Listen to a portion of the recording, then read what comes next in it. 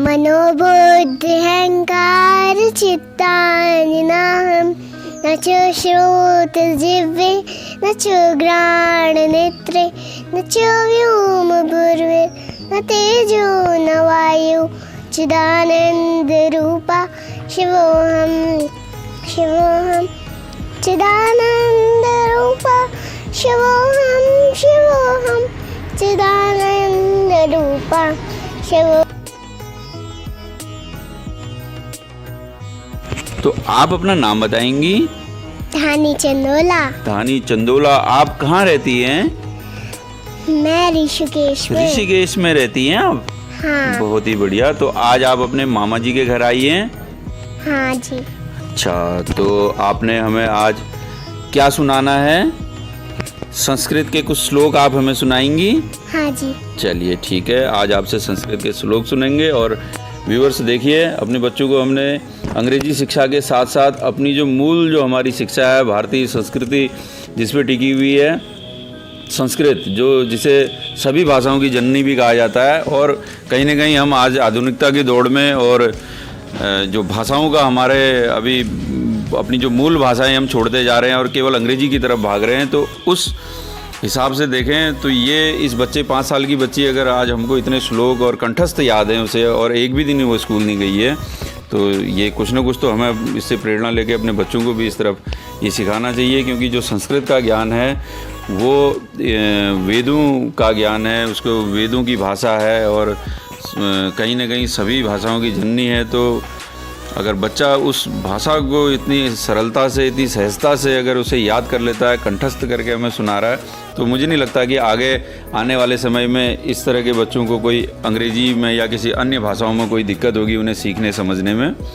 तो आज आपको ये छोटा सा अपने विषयों से हट के, पशुपालन और कृषि से हट के, हमने एक ये जो हमारी जो हम कर रहे हैं, जो भी व्यवसाय करते हैं, उसमें कुछ न कुछ अपने बच्चों को शिक्षा दे रहे हैं, अपने बच्चों को आगे बढ़ने के लिए, अपने बच्चों के भविष्य के लिए कर रहे हैं। तो ये भी कहीं ना कहीं हमारे लिए सीखने की चीज़ है कि अपने बच्चों को हमें स्कूली शिक्षा के अलावा अपने घर पर भी क्या शिक्षा देनी है।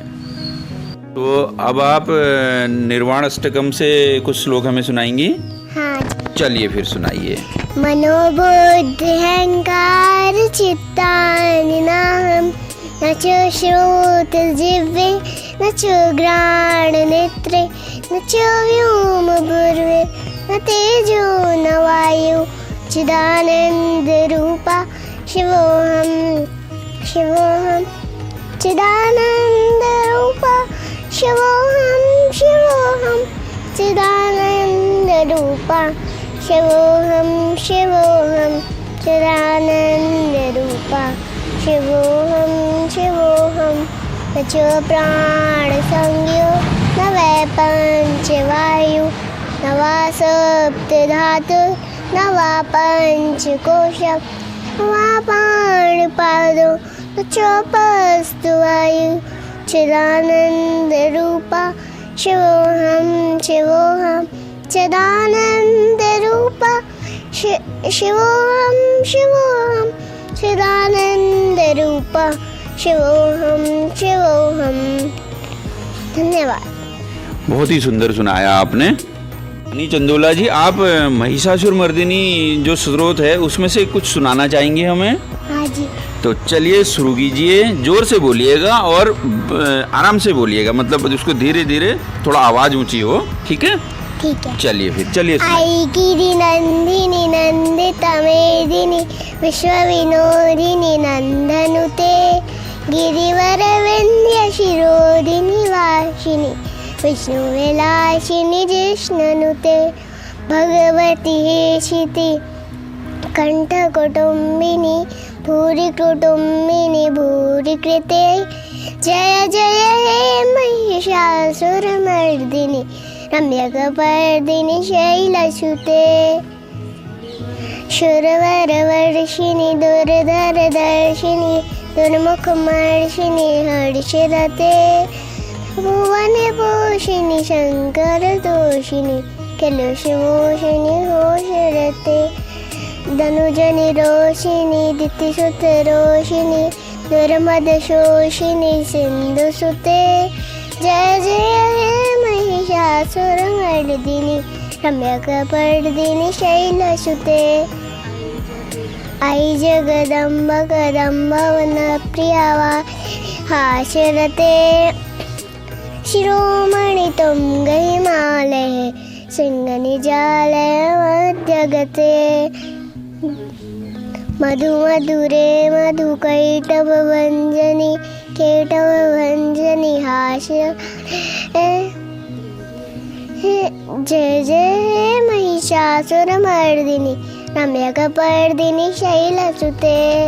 चलिए, बहुत ही बढ़िया सुनाया आपने। तो अब धानी जी, आप हमको अब भोजन मंत्र सुनाएंगी। हाँ। और थोड़ा जोर से बोलिएगा, जोर से सुनाइएगा, ठीक है? चलिए शुरू कीजिए फिर।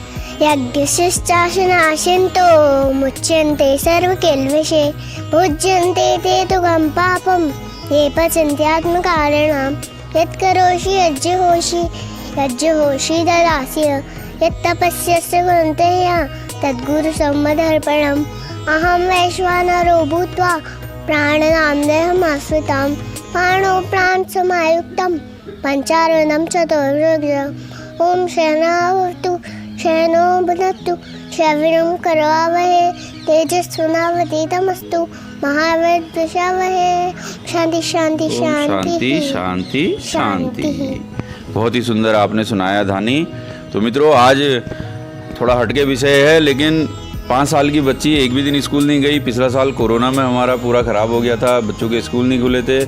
इस साल भी बहुत छोटी बच्ची है, तो इस वजह से अभी थोड़ा सा डिस्टरबेंस हो रहा है, तो इस वजह से अभी स्कूल नहीं जाती। लेकिन उसके बावजूद इतना घर पर इसको कंठस्थ याद है, और उससे भी बड़ी बात यह है कि संस्कृत में याद है। इंग्लिश में आजकल फैशन हो गया है कि इंग्लिश में पोएम तो सब रटा लेते हैं, लेकिन जो हमारी संस्कृति है, हमारी सभ्यता, हमारी जो मूल भाषा है, उसमें अगर हम अपने बच्चों को इस तरह से कुछ ना कुछ अगर सिखाते रहेंगे तो ये कहीं ना कहीं उनके बौद्धिक विकास में सहायक होगा। तो इसमें कोशिश हमें भी ये करनी चाहिए कि अपने बच्चों को अपने घर पर भी, हम स्कूली शिक्षा तो जो मिल रही है, घर पर भी इस तरह की शिक्षा देने का प्रयास करेंगे। तो आज के लिए इतना ही। बने रहिए हमारे साथ। नमस्कार।